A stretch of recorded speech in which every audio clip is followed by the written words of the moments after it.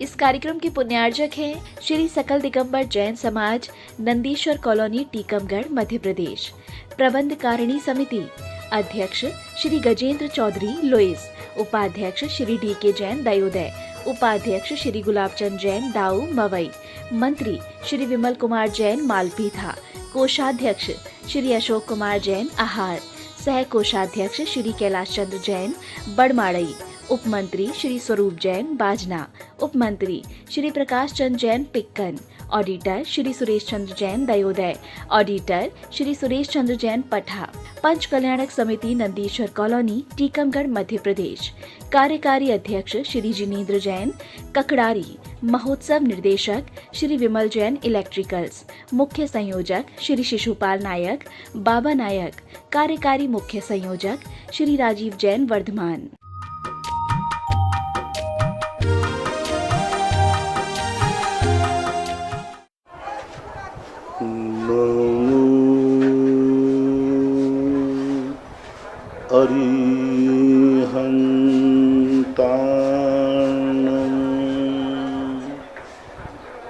नमो सिद्धाणं, नमो आयर्याणं, नमो वज्रायाणं, नमो लोये शवशाहूणं। पंच परमेष्टि भगवान की जय। आचार्य श्री गुरुवर कुंद कुंद महाराज की जय। आचार्य श्री गुरुवर विद्यासागर महाराज की जय। परम पूजनीय निर्व्यापक श्रमण मुनि श्री सुधा सागर जी महाराज की जय।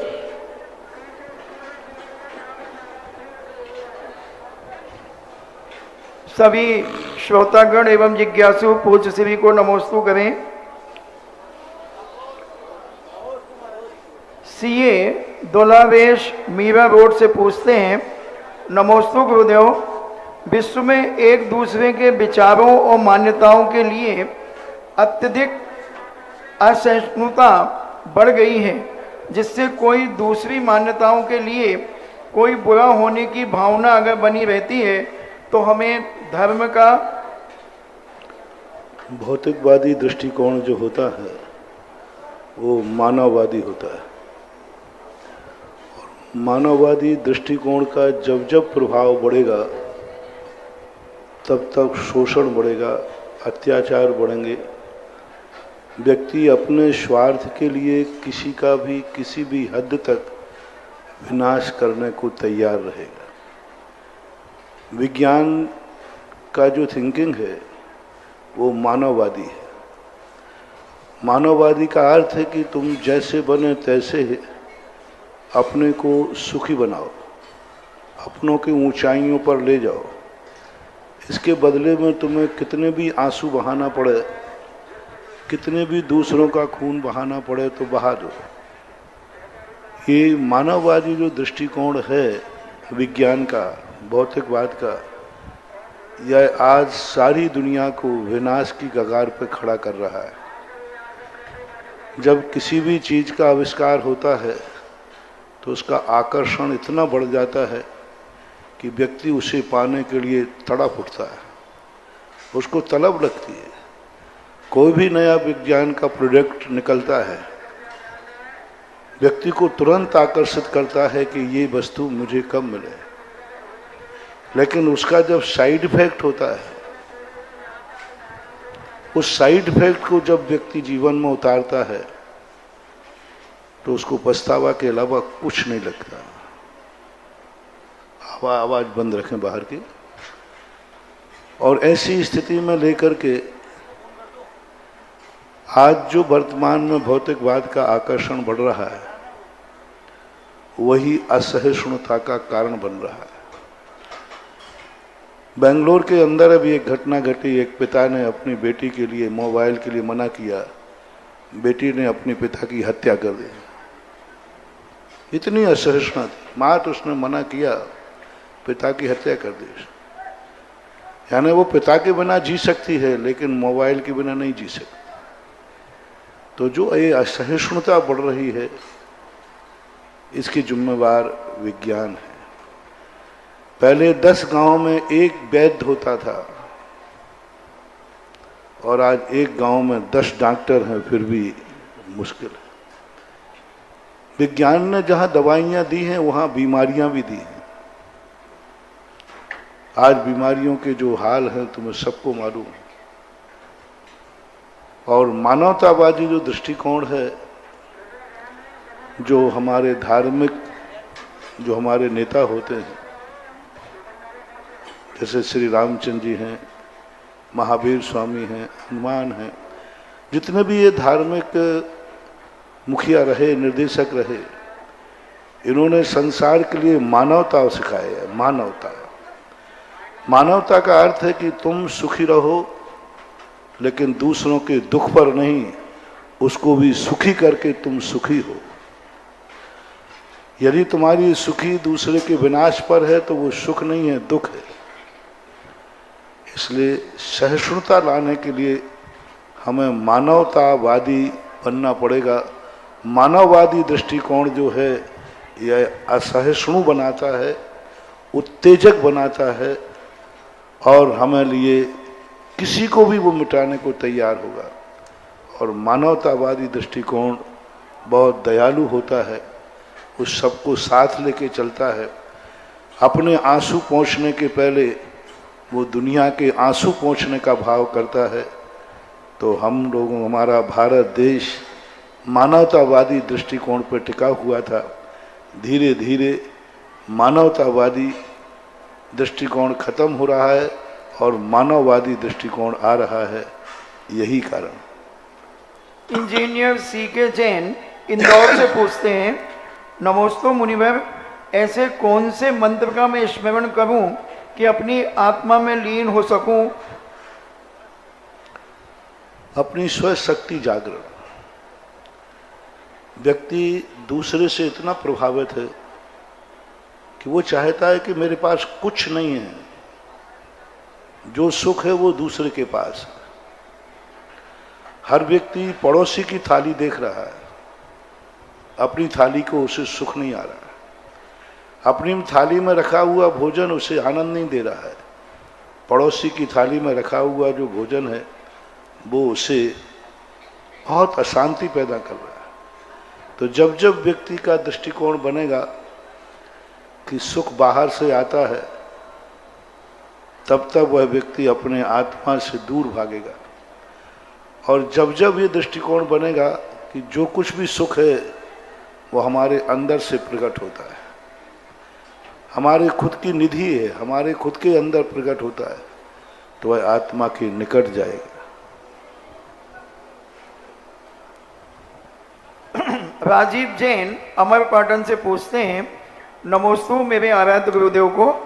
महाराज जी, युधिष्ठिर, माता कुंती, द्रौपदी वगैरह को 12 वर्ष का वनवास किस कारण से मिला? अतीत में कोई ना कोई इनका कर्म तो रहा है।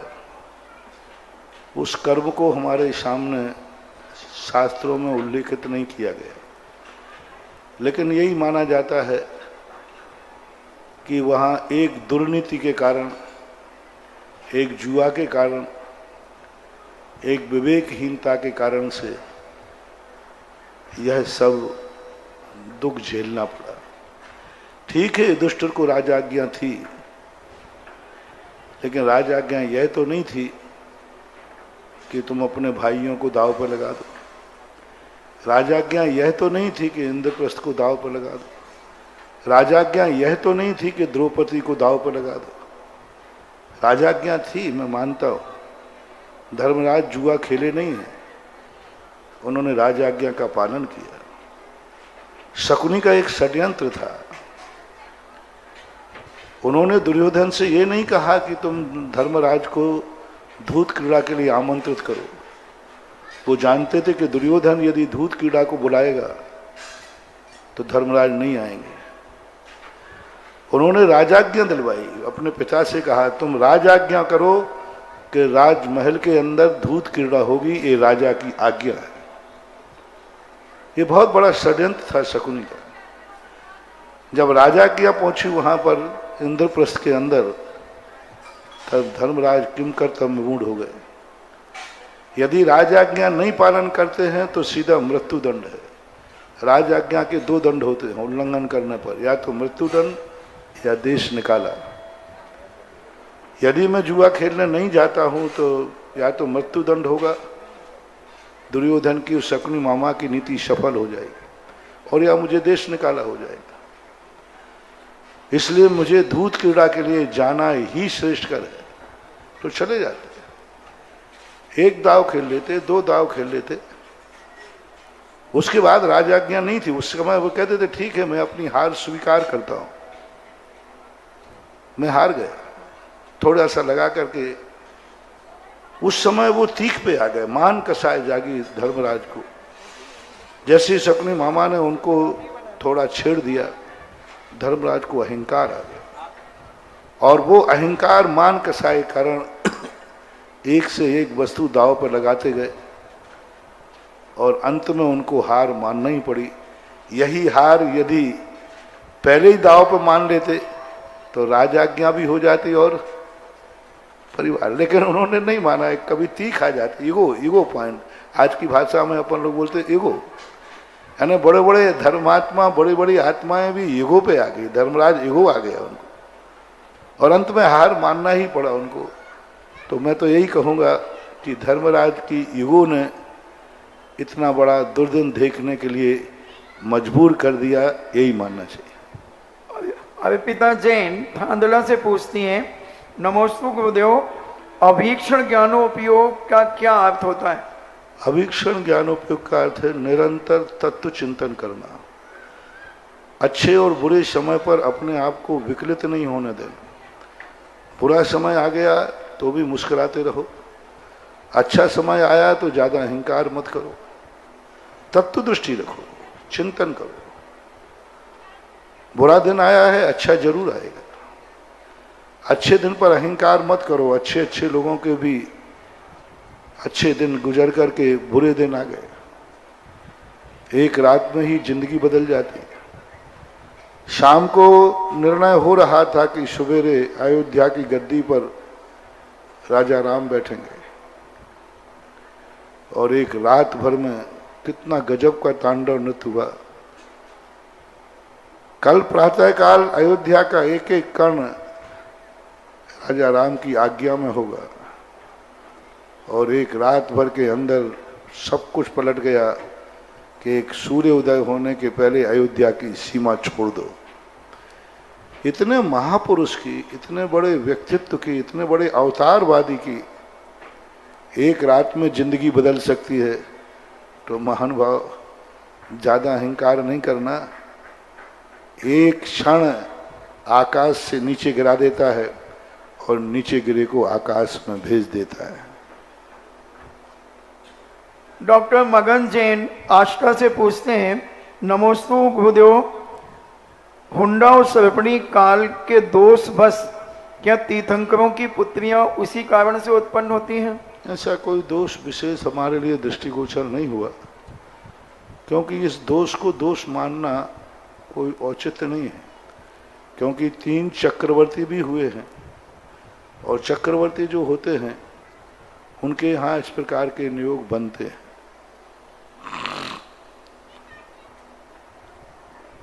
श्रीमती माधवी जैन बनगांव से पूछती हैं, नमोस्तु महाराज जी, कहते हैं हीरो बन के रहना तो सारी जिंदगी पिटते रहेंगे, और विलन बन के रहेंगे तो सारी जिंदगी खुश रहेंगे। महाराज जी, यह पिक्चर है 3 घंटे में समाप्त हो जाती है तथा हीरो का ही ऐड हो जाता है, पर असल जिंदगी में हीरो बनकर रहें और सारी जिंदगी पिटते रहें, यह कहाँ तक उचित है? कोई बात नहीं, खलनायक बन के रहो। एक बार मरोगे, हर साल दशहरा मैदान निश्चित कर देना। खलनायक बनने में कोई आपत्ति नहीं है। रावण खलनायक बना, एक बार मरने के बाद हर साल जिंदा करके मारा जाता है रावण को। और रामचंद्र जी जिंदगी भर कष्ट उठाते रहे, आज उनको सारे जगत में मंदिर में बैठाला जा रहा है। आज सारा जगत उनका नाम लेकर के जीवा को धन्य कर रहा है। जिंदगी दुखदाई है ये महत्वपूर्ण नहीं है, जिंदगी की शाम सुखदाई है ये महत्वपूर्ण है। शाम का महत्व देखना पड़ता है। प्रातःकाल तो सब व्यक्ति अच्छी तरह से उठता है, प्रातःकाल तो सबका अच्छा होता है क्योंकि विश्राम करके उठा है। प्रातःकाल सब व्यक्ति के अच्छे होते क्योंकि विश्राम करके उठा है।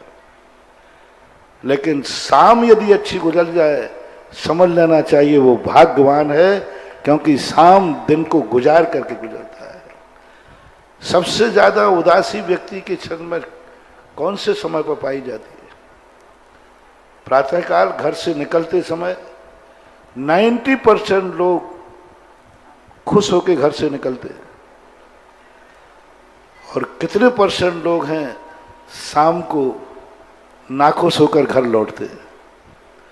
और जो व्यक्ति शाम को खुश घर होकर लौटता है, समझ लेना उसी घर का नाम स्वर्ग है और उसी का नाम देवता है, जो शाम को खुश होकर लौटता है। हर व्यक्ति तुम्हारे घर में कोई इंतजार करता है, माँ बेटे का, पत्नी पति का, बहन भाई का। वो जब लौट के आता है ना अपने व्यापार से, धंधे से, हर व्यक्ति उसका चेहरा देखता है कि इसका चेहरा यदि खिला हुआ है, समझ जाते हैं आज बहुत अच्छा हुआ है। मैं कहता हूं कि सुबह घर से निकलो तो बड़ी टेंशन में निकलो, लेकिन सब शाम को घर लौटो तो इतने खुश होकर लौटना चाहिए कि सारा घर स्वर्ग जैसा महसूस हो और तुम्हें लोग देवता समझने लग जाए। इसलिए जिंदगी भर भली कितनी दुख हो, मौत के पहले कुछ एक ऐसी स्थिति बन जाए कि जिंदगी भर के दुख लोग भूल जाएं और अंत में जाकर के उनको स्मृति बना ले, उनको आदर्श बना ले। पिक्चर के अंत में बहुत बड़ी चीज है अनुभव। आप लोग पिक्चरें देखते हैं, पूरी पिक्चर में खलनायक के ऐस रहते हैं, हीरो तो पिटता ही रहता है। अंत के 5 मिनट में खलनायक तबाह होता है, और जब हीरो के अच्छे दिन आते हैं, द एंड। पिक्चर में क्या आ जाता है? अब हीरो के अच्छे दिन आ गए, बस खत्म। उसके बाद फिर कोई पिक्चर का मजा ही नहीं है। यानी दुनिया भी पसंद किसे करती है? हीरो के अच्छे दिन दुनिया पसंद नहीं करती। हीरो के कष्टमय दिन हो, उसके बावजूद भी वो अपनी नीति को न छोड़े, यह दुनिया को पसंद है। कष्टमय जीवन न हो, बहुत कष्ट हो, उसके बावजूद भी वो अपनी नीति न छोड़े, उसी का नाम हीरो है। उसी को दुनिया पूजना चाहती है। सुख के दिनों में कोई व्यक्ति यदि नीतियों पर चलता है तो कोई बड़ी बात नहीं है। विपत्ति काल में व्यक्ति नीति को ना छोड़ता है तो वह बड़ा महत्वपूर्ण होता है। डॉक्टर मगन जैन आष्टा से पूछते हैं, क्या पुण्य भी अच्छा और बुरा होता है? क्यों नहीं होता? आज प्रातःकाल प्रश्नों में कहा था ना कि कभी कभी पुण्य इतना खतरनाक होता है कि वो हमें बहुत बड़े बड़े पाप करा देता है। रावण के पास यदि इतना पुण्य न होता, इतने वरदान न होते, इतनी शक्तियां न होती, तो शायद वो इतना बड़ा पाप नहीं कर पाता। उसके अहंकार ने, उसकी शक्तियों ने, उसकी साधना ने उसको इतने बड़े पाप करने का दुस्साहस करा दिया कि जिनके बल पर उसने शक्ति पाई थी, उन्हीं का नाश करने का अहंकार पा गया। इसलिए मैं तो ये कहता हूं, दुख के दिन ज्यादा खतरनाक नहीं है, सुख के दिन ज्यादा खतरनाक है। सुख के दिन ज्यादा। दुखी आदमी क्या पाप करेगा? वो तो वैसे ही दुखी है। आज दुनिया में जितने भी बड़े पाप होते हैं, सुखी आदमी करते हैं, अमीर आदमी करते हैं, बड़े आदमी करते हैं, क्योंकि उनके पास पैसा है। जब हम लोग कई बार विहार करते हुए कहीं रुकते हैं तो वहाँ की वर्गणाएं हम लोग पकड़ लेते हैं।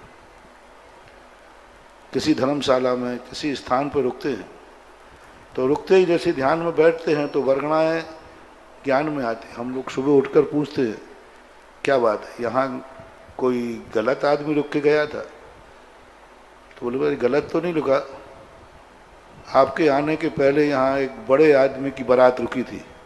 समझ गया मैंने कि सारे दुनिया के कुकर्म यहाँ हुए होंगे, क्योंकि यहाँ से बारात बड़े आदमी की थी। तो महसूस होता है, हम लोग पकड़ लेते हैं उसको कि भाई यहाँ की वर्गणाएं, यहाँ का व्यक्ति कैसा है, कैसा व्यक्ति रहा है, वो अपना कोई ना कोई संस्कार छोड़ के जाता है। वैभव जैन मालपुरा से पूछते हैं, नमोस्तु गुरुदेव, मैं अपनी बेटी को 4.5 साल की चौथी कक्षा में प्रथमा स्थली में भेज रहा हूँ गुरुदेव, उसे किस प्रकार के संस्कार देकर के भेजूं? आप प्रतिभा स्थली भेजने के लिए कोई संस्कार नहीं देना। वहाँ इतने संस्कार दिए जाते हैं कि आपके संस्कार का वहाँ कोई मूल्य ही नहीं। चक्रेश जैन मेहरौनी से पूछते हैं, नमोस्तु महाराज जी, जैन दर्शन के अनुसार दोज का क्या महत्व है? दूज के संबंध में ऐसी कोई पौराणिक कथाएं नहीं मिलती, लेकिन वर्तमान में परंपराओं में दूज का स्थान है। जैसे रक्षाबंधन की दूज, दिवाली की दूज, इन दूजों के लिए उपसंहार के रूप में ग्रहण किया गया। ज्योतिष शास्त्रों के अनुसार भी दोज के संबंध में कुछ चर्चाएं आई। अमावस्या की दोज, एक ऐसा आता है, पूनम की परमा भली, अमावस वली न दोज। अमावस्या के बाद जो दोज आती है उसको मुहूर्त की ज्योतिष की दृष्टि से ठीक नहीं माना जाता। तो शायद ये रहा हो कि दृष्टिकोण की नक्षत्रों के कारण से उस दिन उसको विशेष रूप से माना गया हो। प्रांशुल जैन आगरा से पूछते हैं, नमोस्तु महाराज जी, एक व्यक्ति सच बोलता है एवं दूसरा व्यक्ति झूठ बोलता है, तो भगवान झूठ बोलने वाले के सामने वह अपने सच को कैसे साबित करे? सत्य को साबित किया नहीं जाता, सत्य स्वयं साबित रहता है। सत्य को साबित किया नहीं जाता। सत्य के लिए सौगंध नहीं खाना पड़ती, क्योंकि सत्य स्वयं सत्य होता है। जितने महान आत्माओं पर संकट आए झूठे, उन्होंने कभी परीक्षा दी नहीं, लेकिन उनकी परीक्षा ली गई तो वे सदा पास हुए। परीक्षा दी नहीं जाती, सत्यवान परीक्षा देता नहीं है, लेकिन दुनिया उसकी परीक्षा लेती है तो वे सफल होते। इसलिए सत्य को प्रकट करने के लिए हमें ज़्यादा आकुलता की जरूरत नहीं है, क्योंकि असत्य के पैर नहीं होते, वो ज़्यादा देर नहीं दौड़ेगा। असत्य ज़्यादा देर नहीं दौड़ता, क्योंकि पैर नहीं होते। वो बिना पैरों के वह कितना खिसक पाएगा, नहीं कह सकते। और सत्य के ऐसे पैर होते हैं कि यदि संसार की सबसे तेज हवा चल जाए तो सत्यवान के कोई पैर उखाड़ नहीं सकता, कोई हिला नहीं सकता। सत्य सूली पर चढ़ सकता है, लेकिन सत्य को सूली लगती नहीं। सूली पर चढ़ सकता है, लेकिन सूली उसको लगती नहीं। कोई ना कोई चमत्कार होगा। और फिर भी यदि सत्य कभी पराजित होते दिखता है तो उसकी पराजय ही उसकी जीत होती है।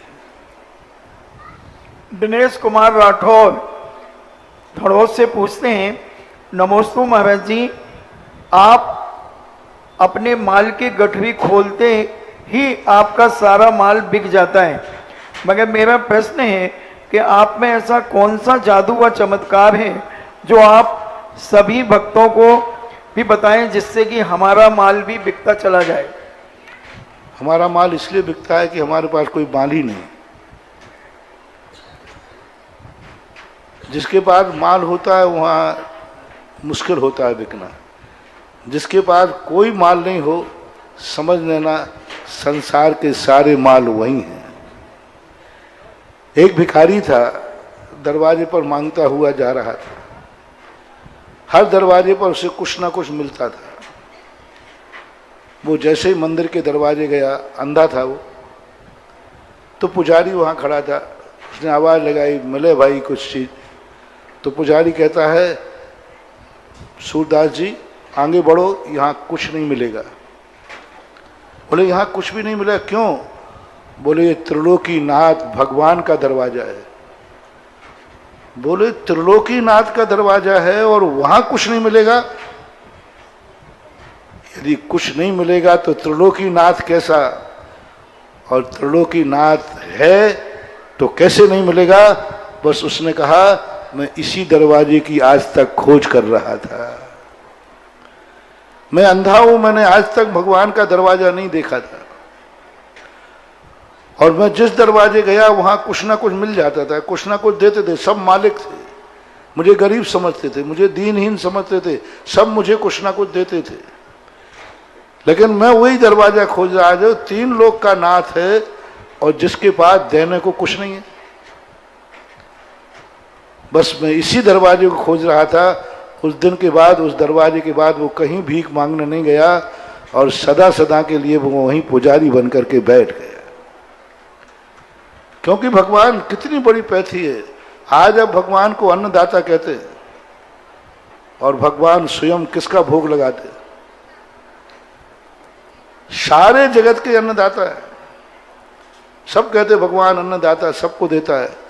और जब भगवान को खाना पड़ता है तो किसका खाता है? अरे भाई, सारे जगत को खिलाता है, अपनी रोटी खुद खा लेवे ना। एक भक्त के भोग का भूखा रहता है,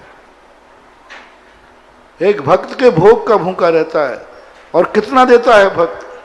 आप नारियल चढ़ाते हो, सही बताना, भगवान को क्या दे के आते हो? वो कील है ना, कील वो, और सारा नारियल तो भगवान उसमें तृप्त हो जाता है। एक नारियल की कील में तृप्त हो जाता है। कैसे तृप्त होता होगा? तो यही सबसे बड़ा रहस्य होता है कि एक नारियल की कील में जो तृप्त हो रहा है, समझ लेना उसकी भूख कैसी है। और जिसके पास स्वयं को खाना नहीं है, सारा जगत उसी के दरवाजे मांगने क्यों जाता है? जिसको स्वयं नहीं खाने के लिए स्वयं बैठा है, यदि भक्त ने भोग नहीं लगाया तो बैठा है, नहीं खाएगा। जो भक्त के भोग के ऊपर बैठा है, जो स्वयं के लिए खाना नहीं है, बस वही दरवाजा सच्चा है। उसी दरवाजे सारी दुनिया मांगने जाती है। इसलिए मेरा मॉल, मेरी दुकान ऐसी ही है।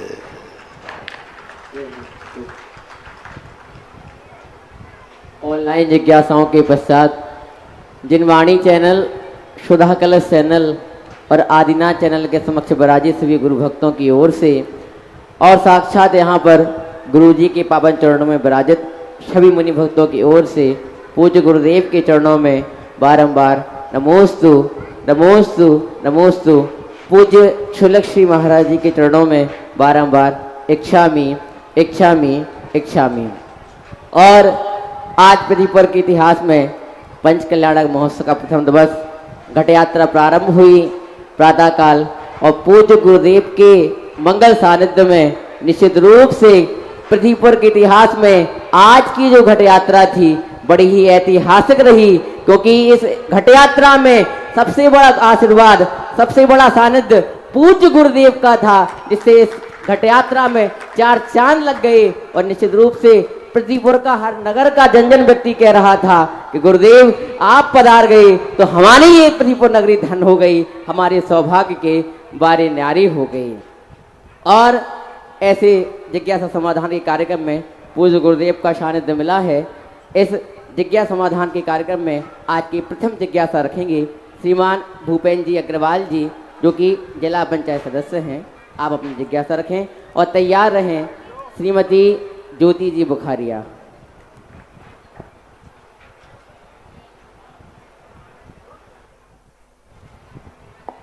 नमस्ते गुरु जी, नमस्ते।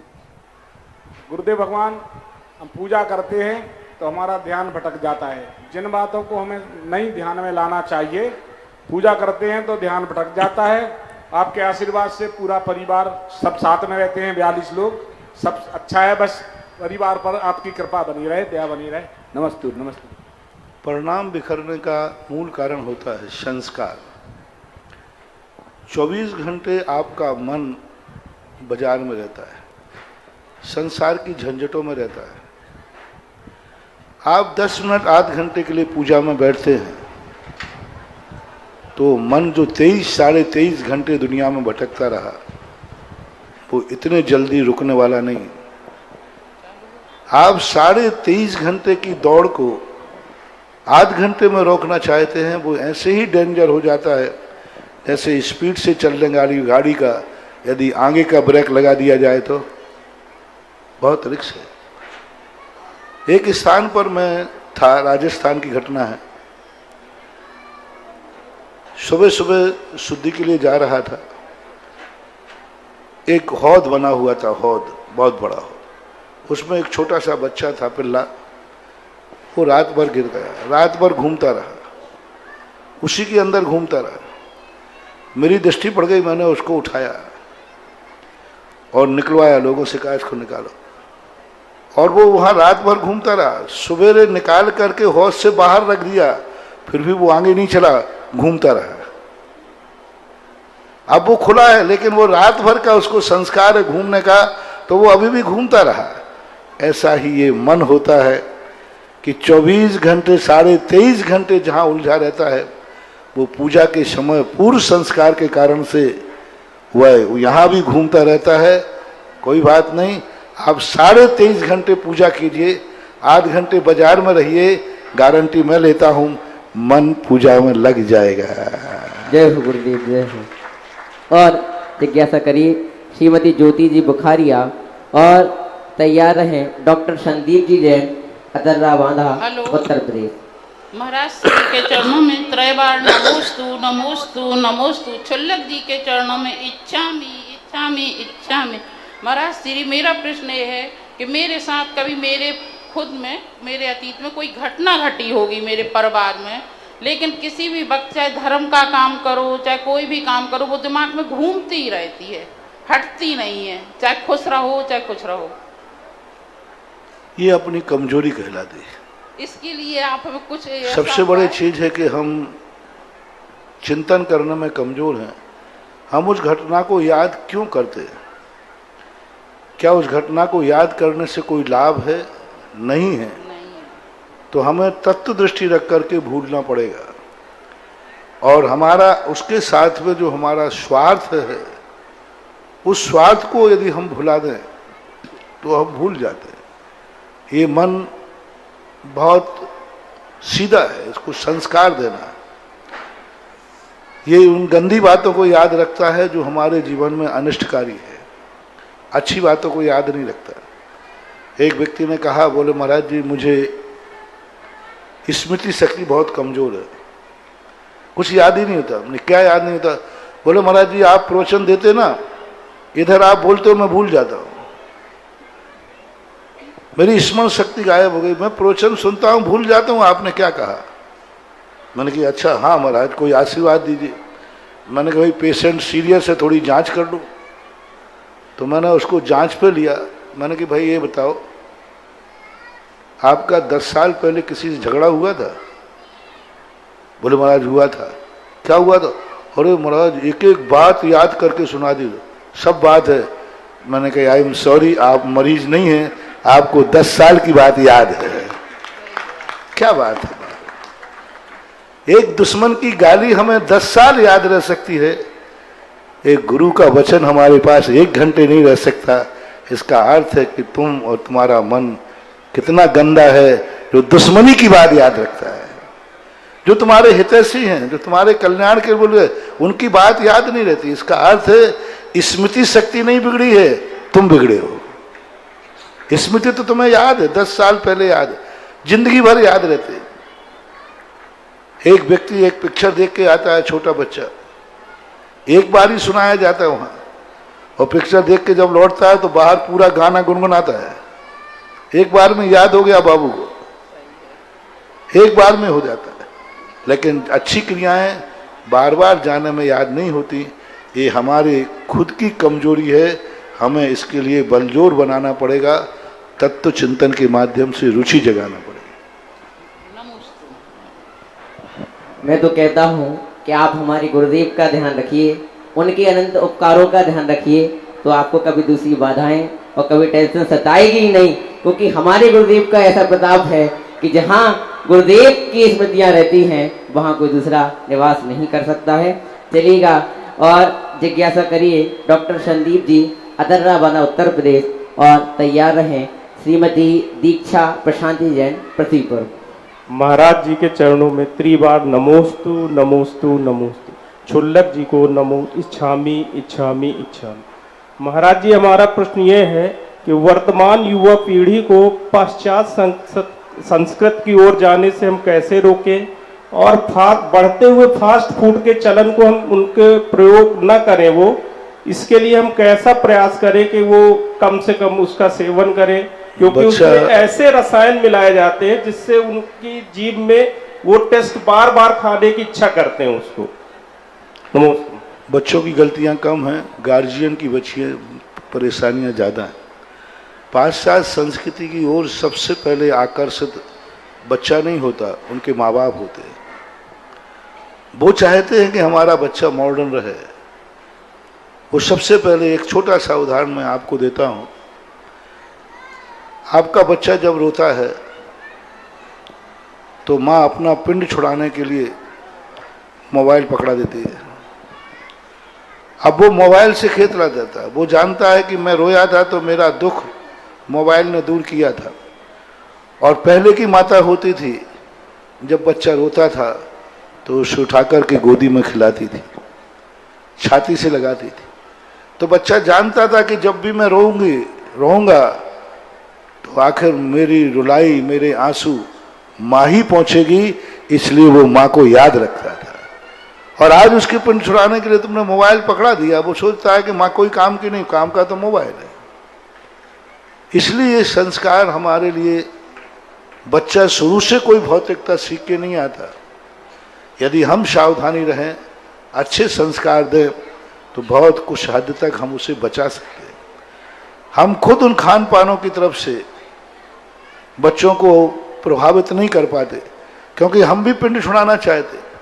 पहले एक नियम था कि घर की महिला जब भोजन करती थी, जब सारा परिवार भोजन कर लेता था और घर में ही भोजन करती थी। घर के माँ के रहते हुए बेटा बाजार में भोजन कर लेता, माँ का अपमान है। पत्नी के रहते हुए पति बाजार में भोजन करे, ये अपमान है। लेकिन आजकल की नारियां यदि एक हफ्ते के अंदर 1-2 बार यदि होटल में खाना नहीं हुआ तो वो चंडी बन जाती है, घर में हंगामा कर देती है, मैं कोई इस घर में नौकरानी बन के नहीं आई। आज कितना ज्यादा देखो, कितना बड़ा कुसंस्कार पड़ रहा है। महिलाएं सबसे ज्यादा पसंद करती हैं कि हफ्ते में मुझे 1 दिन 2 दिन घर में भोजन ना बनाना पड़े, होटल में भोजन करना पसंद करती हैं। वो क्या संस्कार दे? 90% फैशन हो गया। हम पहले सड़कों पे चला करते थे, आज से 25 साल पहले ढाबे मिलते थे बहुत 10-10, 50-50 किलोमीटर के बाद। और आज इतने मिडवे मिलते हैं। मैंने कहा इतने मिडवे कैसे हो गए? रोड के किनारे जो ढाबे बनते थे वो ट्रक वालों को बनते थे, ड्राइवरों को बनते थे। लेकिन आज जितने रोड के किनारे मिडवे बन रहे हैं, ट्रक वालों के लिए नहीं, शहर वालों के लिए बन रहे हैं। जिनके घर में माँ है, पत्नी है, बहन है, महिलाओं से भरा पूरा परिवार है, वे परिवार के साथ होटल में जाकर खाएंगे तो फिर बच्चे को बचाना बहुत मुश्किल है। बच्चों की जिम्मेदारी हम लेते हैं, माँ बाप की जिम्मेदारी आप ले लें भाई साहब। यदि सारे माँ बाप ये नियम ले लें कि हम बाजार में नहीं खाएंगे, हम वो वस्तु नहीं खाएंगे जो बच्चों को नहीं खिलाना है, बहुत बच्चे सुधर जाएंगे। लेकिन आज का जो युग जिस तरफ जा रहा है, हम बच्चों को रोकने में समर्थ नहीं है, क्योंकि उनके माँ बाप नहीं रुक रहे हैं। अगली जिज्ञासा करेंगे श्रीमती दीक्षा जी प्रशांत जैन और अगली जिज्ञासा के लिए तैयार रहे ब्रह्मचारी महावीर भैया जी। मेरे आराध्य गुरुदेव मुनीश्री के चरणों में बारंबार नमोस्तु नमोस्तु नमोस्तु। चुल्लक जी के चरणों में तरह इच्छामी इच्छामी इच्छामी। हे गुरुदेव, आप में कैसा सम्मोहन है या है जादू टना जो आपके दर्श पा जाए कभी नहीं विलग होना। हे गुरुदेव, आपकी महिमा का गुणगान कैसे गाएं? कण कण में हर बच्चा बच्चा के मुंह पर से की नाम रहता है सुधा गुरु सुधा गुरु सुधा गुरु। कैसे आपकी महिमा का बखान करें? आप महिमा नहीं गाएं, यही महिमा है, जिज्ञासा करें। हे गुरुदेव, हमारे कौन सा पुण्य का उदय है कि आपके सानिध्य में हमारे परिवार को ईशानंद बनने का मौका मिला। हे गुरुदेव, मेरी जिज्ञासा का समाधान कीजिए। कोई भी सद कार्य करने का जो मौका मिला है, इसमें कोई ना कोई अतृप्त भावना रहती है। अतृप्त भावना का अर्थ होता है कभी अच्छा कार्य करने का मन बनाया होगा और वो नहीं कर पाते हैं तो कर्म उसको कैच करता है, कभी ना कभी मौका जरूर देता है। नमस्ते गुरुदेव। बुरे भाव भी ऐसे ही होते हैं, कभी कोई बुरा भाव करता है, नहीं कर पाता है तो कर्म उसे स्वप्न में उस कार्य का मौका देता है। आपने देखा होगा अतृप्त भावनाएं स्वप्न में साकार होती हैं। बहुत सारे लोग कहते हैं महाराज मुझे स्वप्न में ऐसा हो गया, मैंने स्वप्न में किसी का मर्डर कर दिया। मैंने कही तुमने किसी ना किसी मन में कभी ना कभी ये भावना छुपा के रखी है। अतृप्त भावना थी, वो जागते हुए नहीं निकल पाई क्योंकि तुम डरते थे कानून से, डरते थे अपनी इज्जत से, डरते थे कि अपने आप में एक बहुत संकट पड़ जाएगा। वो डर के कारण से वो भावना आपने दबा ली। वो दबी हुई भावना रात में स्वप्न में आकर के किसी का मर्डर कर दिया। अच्छी भावनाएं भी ऐसी होती है। कई बार व्यक्ति अच्छी भावना नहीं कर पाता, जीवन समाप्त हो जाता है तो कर्म उसे फिर मौका देता है उस अतृप्त भावना को पूर्ण करने का। नमोस्तु गुरुदेव, नमोस्तु नमोस्तु। जिज्ञासा करें श्रीमती मोना जी ब्रह्मचारी महावीर भैया जी और अगली जिज्ञासा के लिए तैयार रहे श्रीमती मोना जी पृथ्वीपुर। मेरे गुरुदेव को बारंबार नमोस्तु। महाराज श्री ये जिज्ञासा वकील महेंद्र जी मड़वैया ललितपुर की है। उन्होंने नमोस्तु कहा है। हम लोग ग्रंथों और जो मंदिरों में चित्र होते हैं उनमें दिखते हैं कि अक्षय तृतीया जो दान दिवस आपने नाम दिया है उसमें राजा श्रेयांश के साथ उनकी रानी खड़ी रहती है, लेकिन राजा सोम के साथ अकेले ही खड़े रहते हैं। वो उनके साथ रानी नहीं रहती। तो क्या राजा सोम बाल ब्रह्मचारी थे या रानी का उल्लेख कहीं मिलता है? और इसके साथ ये भी जिज्ञासा है कि जितने भी तीर्थंकर हुए हैं वो सब बड़े बड़े राजाओं के ही आर क्यों लेते थे? उनको अतिशय कहें या उनका पुण्य कहें? पहली बात है कि राजा जो सोम थे वो गृहस्थ थे।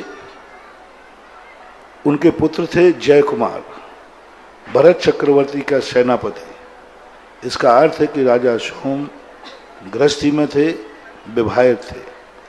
चित्रों में नहीं दिखाते हैं क्योंकि चित्रों में राजा श्रेयांश की अहम भूमिका है। राजा श्रेयांश से वो घटना जुड़ी हुई है, इसलिए उनको न दिखाना के माध्यम से ये नहीं समझना कि वो गृहस्थ नहीं थे।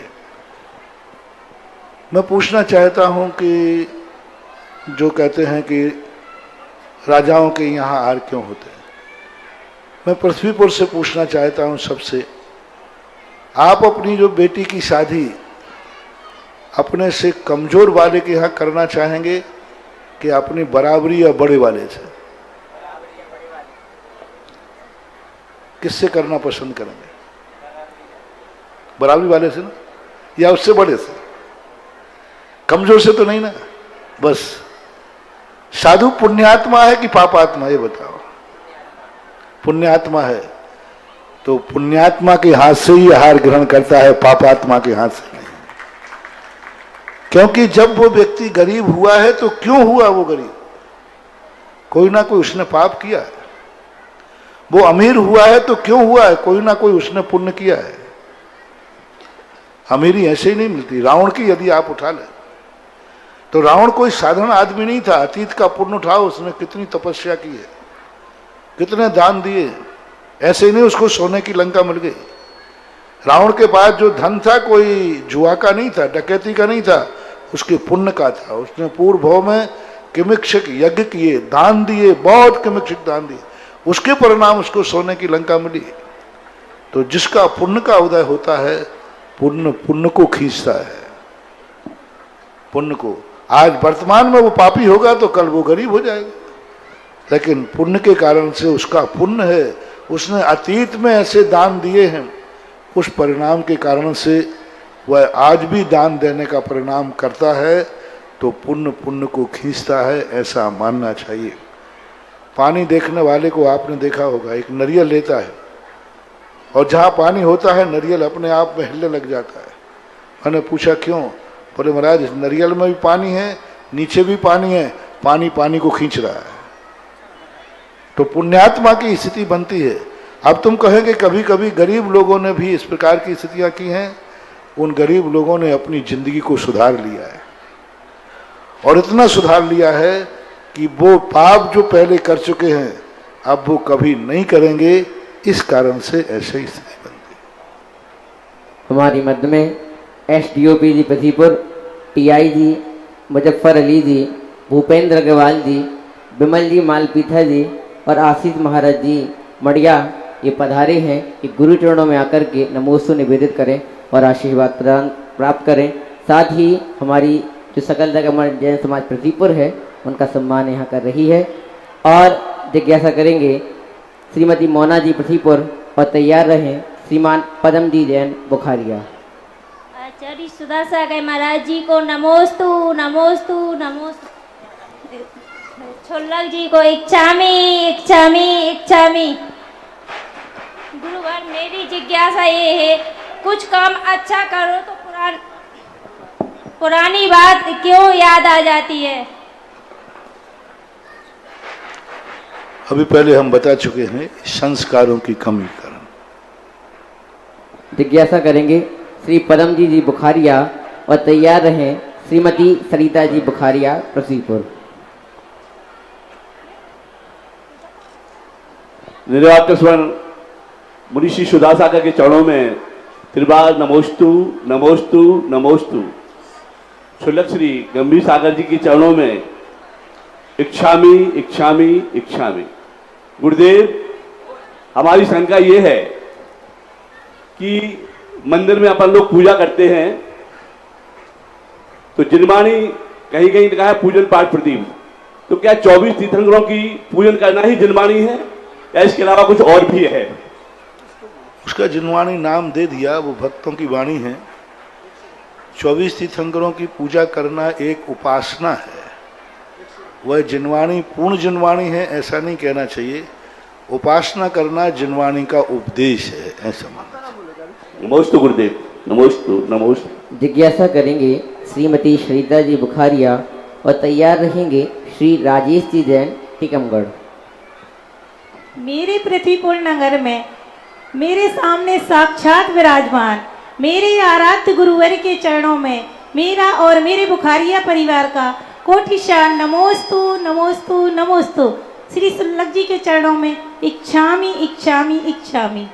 हे गुरुदेव, जिन सहस्रनाम स्तोत्र में आचार्य जिन सेनाचार्य जी ने प्रस्तावना के अंत में कहा है, एवं स्तुत्वा जिनम देवम भक्त्या परमयः सुधी पठे तष्टोत्तरम नाम सहस्रम पाप शांतये। महाराज श्री इन लाइनों का अर्थ क्या है? और इसी प्रकार आचार्य उमा स्वामी जी ने तत्वार्थ सूत्र में कहा है, फलम स्यादुक भासस्य भासित मुनि पुंगमयी। तो महाराज श्री मेरी जिज्ञासा ये है कि हमारे जितने भी महान आचार्य हुए हैं उन्होंने इस स्तोत्र में कुछ ना कुछ फल अवश्य बताया है। तो महाराज श्री हम इन स्तोत्र का पाठ कैसे करें जिनसे हम अपने पापों को शांत कर सकें? क्योंकि आचार्य महाराज जानते थे कि ये सब बालक हैं, बिना चॉकलेट का लोभ दिए बिना स्कूल नहीं जाएंगे। तो फिर माता पिता को करना पड़ता है कि देख भाई तू अच्छे नंबर लाएगा तो तुझे यह पुरस्कार में मिलेगा, यदि तू स्कूल जाएगा तो ये चॉकलेट मिलेगी। और मिलती भी है, ऐसा नहीं कि मात लोभ ही नहीं तो वो एक दिन मानेगा फिर दूसरे दिन मानेगा नहीं। तो बच्चा जाता है चॉकलेट लेने के स्कूल से, उससे कहा गया देख चॉकलेट तो मिलेगी, माँ ने जान लिया कि इसको सबसे प्रिय चीज क्या है, चॉकलेट। तो माँ ने भी कहा कि चॉकलेट तो मिलेगी लेकिन तू स्कूल जाएगा तो बच्चा सोचता है क्या फर्क पड़ता है, चॉकलेट मिलेगी ना, स्कूल चला जाता है। तो वो स्कूल नहीं गया, चॉकलेट के लिए स्कूल गया। धीरे धीरे करके वो चॉकलेट के बहाने पढ़ जाता है। माँ का काम हो गया कि उसने पढ़ाई कर ली और बेटे का काम हो गया कि चॉकलेट खाने मिल गई। ऐसे ही आचार्य जानते हैं कि तुम बिना लोभ के धर्म करने वाले नहीं, कोई ना कोई तुम्हें चॉकलेट दिखाना पड़ेगी, तो वो चॉकलेट जैसा फल दिखा करके तुमसे वो पाठ करा लेते हैं।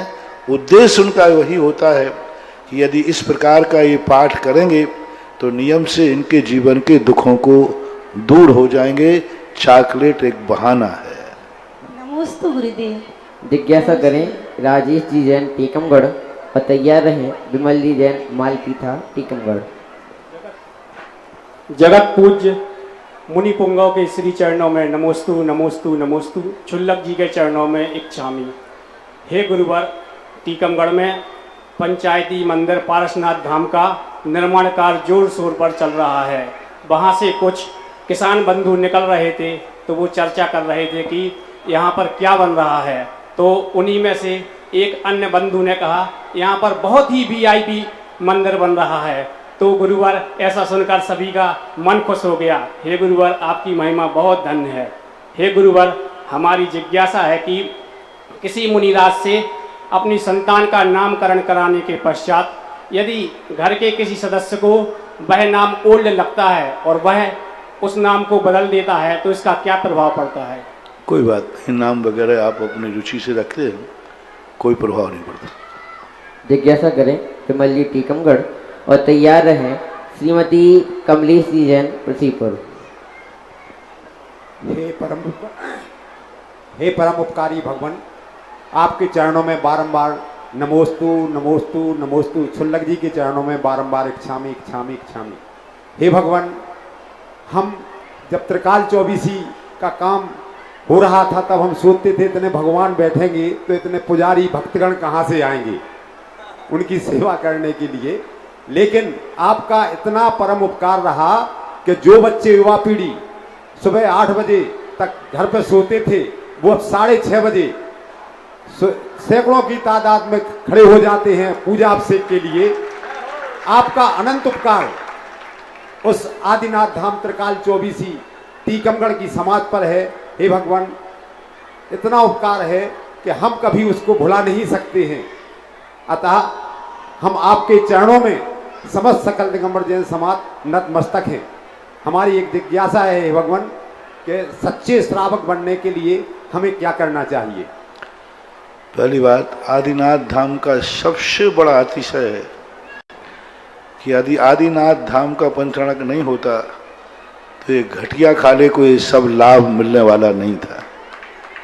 ये इस ओर टीकमगढ़ में इस ओर आता ही नहीं, पारसनाथ धाम नहीं बनता और पृथ्वीपुर भी शायद नहीं हो पाता। लेकिन आदिनाथ धाम टीकमगढ़ आने से ये हुआ कि इस तरफ बढ़ने से ये सारा एरिया अपने आप लाभान्वित हुआ। ये सारा श्रेय आदिनाथ धाम को ही जाता है, क्योंकि हम मात्र उसको सोच के आए थे, मुझे इतना आगे बढ़ना नहीं था। मैं तो मैंने कहा 5 दिन का कार्य है टीकमगढ़ का, आप बहुत दिन से पीछे पड़े हैं। तो कभी कभी क्या है, कोई ज़्यादा पीछे पड़ जाए तो उसे निपटाना पड़ता है। मैंने कहा कौन माथा पूरी करे, अब बहुत पीछे पड़ रहे हैं, चलो 5 दिन में निपटा के आता हूँ।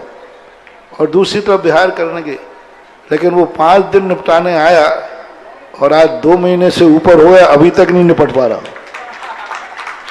वहाँ से बड़ा तो पृथ्वीपुर आ गया। पृथ्वीपुर की अब ये स्थितियाँ अपने आप में उस आदिनाथ धाम की हैं। और हमेशा ध्यान रखना, प्रतिष्ठा करते समय सबसे बड़ा जो मैं मंत्र देता हूँ मूर्ति में और आप लोगों को, कि जिस पर्पस से आपने भगवान को बैठाला है, यदि उस पर्पस का आपने उपयोग नहीं हुआ तो ये मूर्तियां नकारात्मक ऊर्जा देती है, बहुत नकारात्मक मिलती है। या तो भगवान को बैठा लो ही मत, बैठाला है तो भगवान को बैठने की जरूरत नहीं थी, तुमने अपने लिए बैठाला है। जो माँ तुम्हारे लिए भोजन बना के रखे और शाम तक तुम उसे खाना नहीं पहुंचो तो माँ की वेदना क्या होती है। इसी प्रकार जिनवाणी माँ शास्त्रों ने भगवान को सिद्धालय से बुलाकर मंदिर में बैठाल दिया तुम्हारे लिए। भगवान की जरूरत नहीं थी यहाँ आने की, उनको तो वहीं अच्छा लगता था, लेकिन शास्त्रों ने, गुरुओं ने तुम्हारे लिए भगवान को सिद्धालय से उठा करके मंदिर में बैठाल दिया। और मंदिर में भगवान आने के बाद तुम घर से मंदिर तक नहीं जा पा रहे हो तो ध्यान रखना, ये मूर्तियां नेचुरल रूप से इनकी नकारात्मक शक्तियां तुम्हारे पुण्य का क्षय कर दें। इसलिए ये मंदिर, ये मूर्तियां दीपक के समान है। यदि इनको सावधानी से लिया तो ये प्रकाश देते हैं, और चूक जाए तो भभक जाए तो जला के भस्म कर देते हैं। इसलिए मैं सबको उपदेश देता हूँ, और मूर्ति में भी जब प्रतिष्ठा करता हूँ कि हे भगवान, मैं आपके इस पाषाण के अंदर आपको विराजमान करता हूँ, इतना तो अतिशय बना के रखना कि इसे सुबह शाम कोई धोख देने भी तेरे लिए आ जाए। और आज आदिनाथ धाम की एक अच्छी, ने वहाँ भी कल बात कही थी, और आज अक्षय तृतीया थी। आपने बताया कि आज अक्षय तृतीया पर इतनी भीड़ आदिनाथ धाम में आई क्योंकि आज दिन ही आदिनाथ भगवान का था। ये सब आपका परम उपकार है भगवान, जो टीकमगढ़ वालों को सब मिल रहा है। बहुत हाँ, जो इज्जत बड़ी है वो सब टीकमगढ़ वालों को वो आपके चरण कमल के कारण ही मिली है। नमोस्तु भगवान।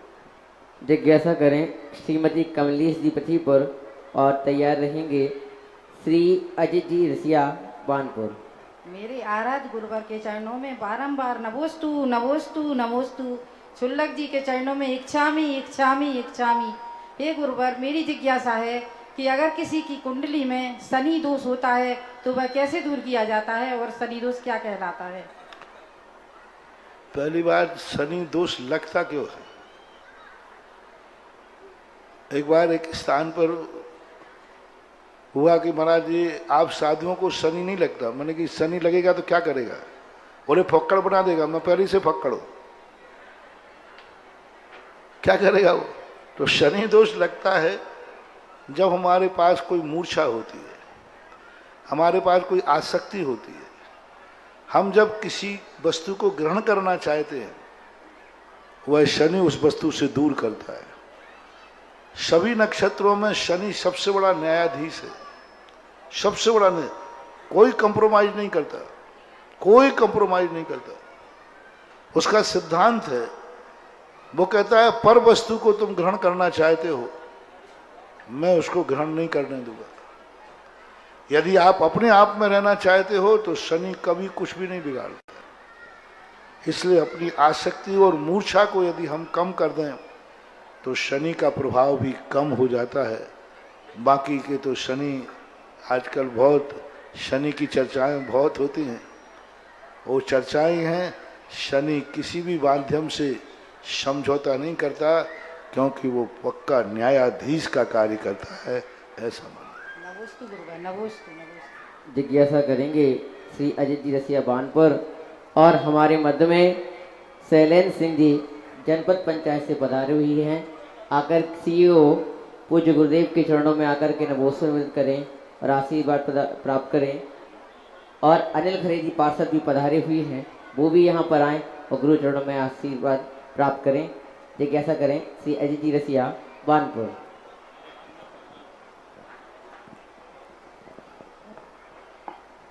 मेरे आदिनाथ भगवान को नमोस्तु, और मेरे आचार्य गुरुवर श्री विद्यासागर जी महाराज के चरणों में नमोस्तु। मेरे आराध्य गुरु सुधासागर जी महाराज को नमोस्तु। मेरे एक गुरु शुल्लक को इच्छामी। मेरी जिज्ञासा है कि जो आपने कहा था कि घर में मूर्ति वगैरह ना रखें, वेदी वगैरह माने भगवान की, तो वो मैंने उठाकर एक पन्नी में रख दी। क्या करें उनका?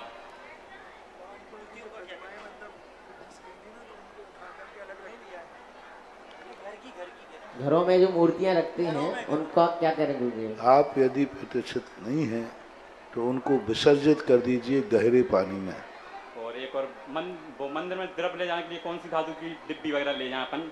चांदी मंदिर में द्रव्य रखने के लिए डिब्बी ले जाते हो, किस धातु की ले जाएं गुरुदेव? मेरे से पूछते हो तो सोने की ले जाओ ना, जितना ले जाओ उतना कम है, और नहीं है तो मिट्टी की भी चलेगी, वो आपकी श्रद्धा और आस्था के ऊपर है। चलिएगा, और कौन वह सौभाग्यशाली पात्र होगा जो आज इस पंच कल्याणक प्रतिष्ठा महोत्सव के प्रथम दिवस पर पूज्य गुरुदेव निर्यापक स्वर्ण मुनि पुंगव सुधा सागर जी महाराज की मंगल आरती करने का परम सौभाग्य का अर्जन करेगा। कहाँ से प्रारंभ करें आरती की? बोलिए। पूज्य गुरुदेव हमारे मध्य में है और घट यात्रा का आज प्रथम दिवस है, मंगलाचरण है, और निश्चित रूप से आज की यह बोली आप सभी की जो स्मृति है उसमें चिरस्थायी के लिए संचित रहेगी, आपको भी यादों में बना रहेगा। ये हमने घट यात्रा के ऐसे पावन दिवस पर जो मंगलाचरण था और पूज्य गुरुदेव का मंगल सानिध्य था और पूज्य गुरुदेव की मंगल आरती करने का सौभाग्य प्राप्त किया था, ऐसी महामंगल आरती करने का सौभाग्य अर्जन कौन सौभाग्य से सारी सृष्टि होगा जो गुरुदेव की मंगल आरती करने का सौभाग्य प्राप्त करेगा? कहाँ से प्रारंभ करें? 11,000 रुपये। लोग तरसते हैं गुरुदेव के सानिध्य के लिए, लोग तरसते हैं उनकी आरती का महासौभाग्य प्राप्त करने के लिए। अपन सबको ये सौभाग्य प्राप्त हो रहा है, हम इसका लाभ लें। 11,000 रुपये प्रथम बार, 11,000 रुपये द्वितीय बार। अद्वितीय सौभाग्य पूज्य तीर्थंकर जैसे पूज्य गुरुदेव हमारे मध्य में विराजमान हैं और उनकी आरती करने का सौभाग्य 11,000 रुपये प्रथम बार, 11,000 रुपये द्वितीय बार, 11,000 रुपये प्रथम बार, 11,000 रुपये द्वितीय बार और 11,000 प्रथम द्वितीय और अंतिम तृतीय बार। ये सौभाग्य प्राप्त किया है श्रीमती रूपा देवी जी, श्रीमान पुरुषोत्तम जी जैन, दिनेश जी जैन, कमलेश जैन, स्वधर्मेंद्र परिवार ने यह सौभाग्य प्राप्त किया है। उनकी बहुत बहुत आप सभी अनुमोदना करें और आइएगा।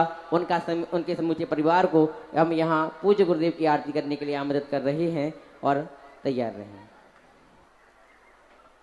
आ जाए इनके पूरा परिवार आरती करने के लिए। भैया आरती चलिए।